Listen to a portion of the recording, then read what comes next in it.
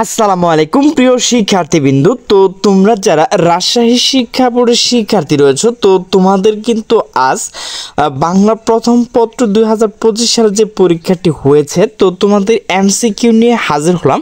তো আমার কাছে কিন্তু তোমাদের গ সেট রয়েছে, তোমরা কিন্তু এখানে ক খ গ সকল প্রশ্নের উত্তর এখানে পেয়ে যাবে। তো তোমরা তোমাদের প্রশ্নের সাথে মিলিয়ে নেবে। তো আমি তোমাদের শুধু উত্তরটুকু বলে দিচ্ছি।